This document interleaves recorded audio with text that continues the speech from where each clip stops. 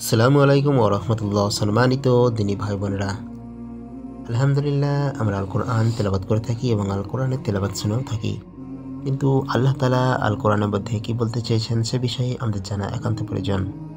আজকে আমাদের বিষয়বস্তু হলো মৌমাছি থেকে যে মধু পাওয়া যায় তার উপকারিতা সম্পর্কে বিভিন্ন হাদিস এবং সেই সম্পর্কিত আল কোরআনের যে আয়াতগুলি নাজিল হয়েছে সেই বিষয় সম্পর্কে আজকে আলোচনা হবে ইনশাআল্লাহ। বিষয়টি সূরা আন-নাহলের ৬৯ নম্বর আয়াতে এবং সহিহ আল বুখারীর ৫৭১৬ নম্বর ও মুসলিম শরীফের ২২১৭ নম্বর হাদিসে স্থান পেয়েছে। রাসূলুল্লাহ সাল্লাল্লাহু আলাইহি সাল্লামের এর কাছে কোন এক সাহাবী তার ভাইয়ের অসুখের বিবরণ দিলে তিনি তাকে মধু পান করার পরামর্শ দেন। দ্বিতীয় দিনে এসে আবার সাহাবী বলেন, অসুখ পূর্বের মতোই বহাল রয়েছে। তিনি আবার একই পরামর্শ দিলেন। তৃতীয় দিনও যখন সংবাদ এলো যে অসুখের কোনো পরিবর্তন হয়নি, তখন তিনি বললেন, যার অর্থ হচ্ছে আল্লাহর উক্তি নিঃসন্দেহে সত্য, তোমার ভাইয়ের পেট মিথ্যাবাদী, যাও তাকে মধু খাইয়ে দাও। তারপর লোকটি গিয়ে মধু খাওয়ানোর পর সে আরোগ্য লাভ করল। বুখারী শরীফ ৫৭১৬ এবং মুসলিম শরীফ ২২১৭ নম্বর হাদিস। এখানে আল্লাহর উক্তি সত্য এবং পেট মিথ্যাবাদী হওয়ার উদ্দেশ্য এই যে ওষুধের দোষ নেই, রোগীর বিশেষ মেজাজের কারণে ওষুধ দ্রুত কাজ করেনি। এরপর রোগীকে আবার মধু পান করানো হয় এবং সে সুস্থ হয়ে ওঠে। তবে সমস্ত রোগের জন্য সরাসরি মধু ব্যবহার করতে হবে তা এই আয়াতে বলা হয়নি। আবার কখনো কখনো বিভিন্ন উপাদানের সঙ্গে মিশে তা আরোগ্য প্রদানকারী প্রতিষেধকে পরিণত হয়।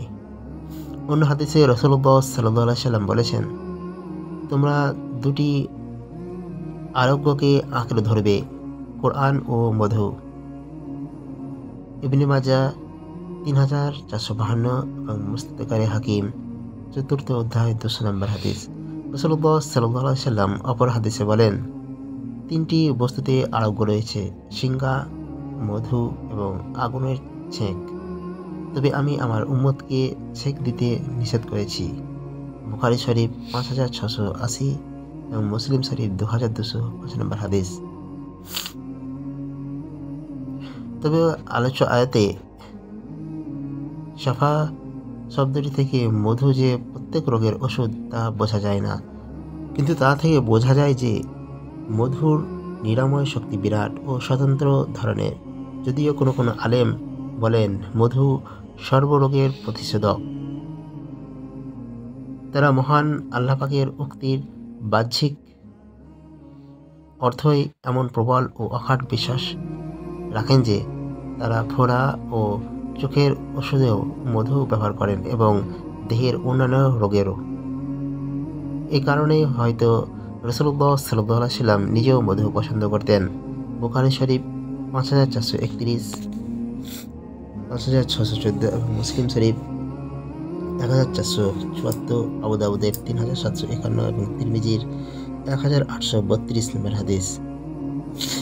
ইবনে উমর রাদিয়াল্লাহু তাআলা আনহু সম্পর্কে বর্ণিত আছে যে তার শরীরে ফোড়া বের হলে তিনি তাতে মধুর প্রলেপ দিয়ে চিকিৎসা করতেন। এর কারণ জিজ্ঞাসিত হলে তিনি বলেন, আল্লাহ তাআলা কোরআনের মধ্যে কি মধু সম্পর্কে বলেননি? অন্য এক হাদিসে রাসূলুল্লাহ সাল্লাল্লাহু আলাইহি সাল্লাম বলেছেন, এতে অর্থাৎ মধুতে মৃত্যু ছাড়া সব রকমের রোগের আরোগ্য রয়েছে। ইবনে মাজাহ ৩৪৫৭ নম্বর হাদিস। আয়াতের মর্ম অনুযায়ী আরও জানা গেল যে ওষুধের মাধ্যমে রোগের চিকিৎসা করা বৈধ, কারণ আল্লাহ তাআলা একে নিয়ামত হিসাবে উল্লেখ করেছেন। হাদিসে ঔষধ ব্যবহার ও চিকিৎসার প্রতি উৎসাহ দান করা হয়েছে। মোট কথা, চিকিৎসা করা ও ঔষধ ব্যবহার করা যে বৈধ এ বিষয়ে সকল আলেমই একমত এবং এ সম্পর্কে বহু হাদিস ও রিওয়ায়াত বর্ণিত রয়েছে। এখন আমরা সূরা আন-নাহলের ৬৯ নম্বর আয়াতের বাংলা তরজমা করব, যেখানে বলা হয়েছে, এরপর প্রত্যেক ফল হতে কিছু খাও, তারপর তোমার রবের সহজ পথ অনুসরণ করো। তার পেট থেকে নির্গত হয় বিভিন্ন রং এর পানীয়, যাতে তোমাদের জন্য রয়েছে আরোগ্য। নিশ্চয় এতে রয়েছে চিন্তাশীল সম্প্রদায়ের জন্য নিদর্শন। আজকের মতো এতটুকুই। আল্লাহ তাআলা আমাদেরকে আল কোরআন বোঝার এবং সে মতো জীবনযাপন করার তৌফিক দান করুন। পরবর্তী ভিডিওতে অন্য একটি বিষয় নিয়ে আলোচনা করা হবে। আসসালামু আলাইকুম ওয়া রাহমাতুল্লাহি ওয়া বারাকাতুহু।